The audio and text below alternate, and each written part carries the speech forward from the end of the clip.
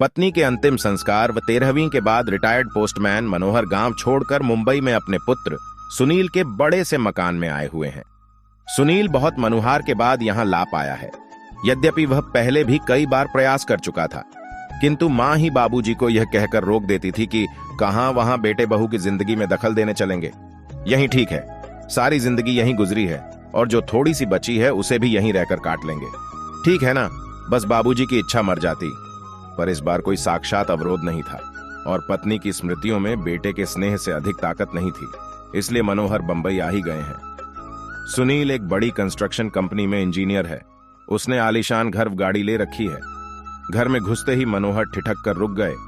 गुदगुदी मैट पर पैर रखे ही नहीं जा रहे हैं। उनके दरवाजे पर उन्हें रुका देखकर सुनील बोला, आइए बाबूजी, अंदर आइए बेटा। मेरे गंदे पैरों से यह कालीन गंदी तो नहीं हो जाएगी बाबूजी?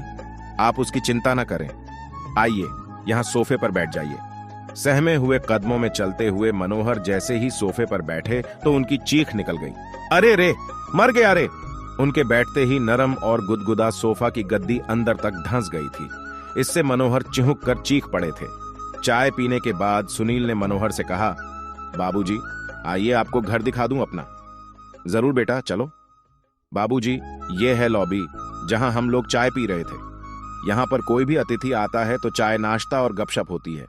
ये डाइनिंग हॉल है, यहाँ पर हम लोग खाना खाते हैं। बाबूजी, ये रसोई है और इसी से जुड़ा हुआ ये भंडार घर है। यहाँ रसोई से संबंधित सामग्री रखी जाती है। ये बच्चों का कमरा है, तो बच्चे क्या अपने माँ बाप के साथ नहीं रहते? बाबूजी, ये शहर है और शहरों में मुंबई है। यहाँ बच्चे को जन्म से ही अकेले सोने की आदत डालनी पड़ती है। माँ तो बस समय समय पर उसे दूध पिला देती है और उसके शेष कार्य आया आकर कर जाती है। थोड़ा ठहर कर सुनील ने आगे कहा, बाबूजी, यह आपकी बहू और मेरे सोने का कमरा है और इस कोने में यह गेस्ट रूम है। कोई अतिथि आ जाए तो यहीं ठहरता है। यह छोटा सा कमरा पालतू जानवरों के लिए है। कभी कोई कुत्ता आदि पाला गया तो उसके लिए व्यवस्था कर रखी है।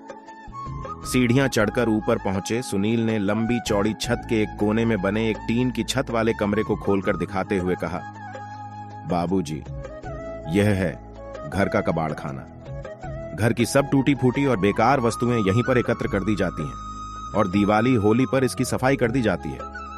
ऊपर ही एक बाथरूम और टॉयलेट भी बना हुआ है।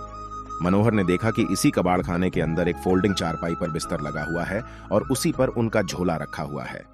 मनोहर ने पलटकर सुनील की तरफ देखा, किंतु वह उन्हें वहां अकेला छोड़ सरपट नीचे जा चुका था। मनोहर उस चारपाई पर बैठकर सोचने लगे कि कैसा यह घर है जहां पाले जाने वाले जानवरों के लिए अलग कमरे का विधान कर लिया जाता है, किंतु बूढ़े माँ बाप के लिए नहीं। इनके लिए तो कबाड़ का कमरा ही उचित आवास मान लिया गया है। नहीं, अभी मैं कबाड़ नहीं हुआ हूं। सुनील की मां की सोच बिल्कुल सही था। मुझे यहां नहीं आना चाहिए था। अगली सुबह जब सुनील मनोहर के लिए चाय लेकर ऊपर गया तो कक्ष को खाली पाया। बाबूजी का झोला भी नहीं था वहां। उसने टॉयलेट व बाथरूम भी देख लिए, किंतु बाबूजी वहां भी नहीं थे। वह झट से उतरकर नीचे आया तो पाया कि मेन गेट खुला हुआ है। उधर मनोहर टिकट लेकर गांव वापसी के लिए सवेरे वाली गाड़ी में बैठ चुके थे। उन्होंने कुर्ते की जेब में हाथ डालकर देखा कि उनके अपने घर की चाबी मौजूद थी। उन्होंने उसे कसकर मुट्ठी में पकड़ लिया। चलती हुई गाड़ी में उनके चेहरे को छू रही हवा उनके इस निर्णय को और मजबूत बना रही थी और घर पहुंचकर चैन की सांस ली।